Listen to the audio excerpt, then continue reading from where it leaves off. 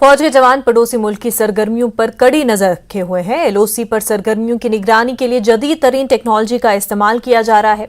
LOC पर जदीद तरीन हाई रेजोल्यूशन कैमरों को नस्ब किया गया ताकि कंट्रोल लाइन के पार और बाढ़ के करीब किसी भी हरकत पर नजर रखी जा सके।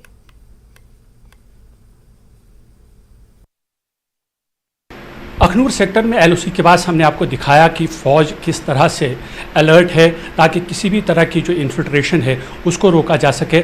जहां एक तरफ कोशिश ये है कि जवान जो हैं वो लगातार एलओसी पे अलर्ट हैं, उसी के साथ साथ टेक्नोलॉजी का भी इस्तेमाल किया जाता है। अभी मैं एक लोकल कमांड सेंटर में हूँ, एलओसी के पास का ये इलाका है। यहाँ आप देख सकते हैं कि यहाँ अलग अलग तरह के गैजेट्स लगे हुए हैं, कैमराज लगे हुए हैं। यहाँ जो हमारे साथ हैं मेजर सागर रावत, उनसे हम जानने की कोशिश करेंगे, वो हमें ब्रीफ करेंगे कि क्या क्या चीज़ें यहाँ लगी हुई हैं और उनका क्या इस्तेमाल है। सर, पहले तो मैं आप सभी का वेलकम करता हूँ लोकल कंट्रोल सेंटर में।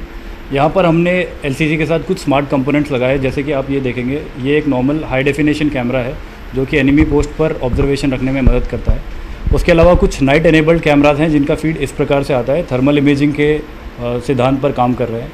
उसके बाद हमारे पास कुछ सीस्मिक सेंसर्स हैं जो कि कोई भी अपने एरिया में कोई भी मूवमेंट होता है तो उसके बाद वो हमें एक अलार्म सिस्टम रेज़ करता है और जिससे हमें पता चल जाता है उस पर्टिकुलर एरिया में कुछ ना कुछ हरकत हुई है। यही चीज़ हम आपको अभी नंबर 1 कैमरा में 2 बंदों का मूवमेंट स्टिमुलेट करके दिखाएंगे। अकॉर्डिंगली हम लोग अपना anti infiltration drills carry out करते हैं और हमारी क्यूआरटी जल्दी से उस एरिया में जाती है और सर्च ऑपरेशन स्टार्ट करती है। तो इसके बाद 5 से 7 मिनट में क्यूआरटी वहाँ पे पहुँच जाएगी और अपना एक्शन स्टार्ट कर देगी। तो जैसा कि आपने देखा, देखिए बिल्कुल ये स्क्रीन पे सामने दिख रहा है, जैसे ही मूवमेंट वहाँ पे हुई और एकदम से यहाँ अलार्म बज गया। यानी इस कैमरा ने बिल्कुल आपको ये बताया कि वहाँ पर किसी तरह की संदिग्ध मूवमेंट हो रही है।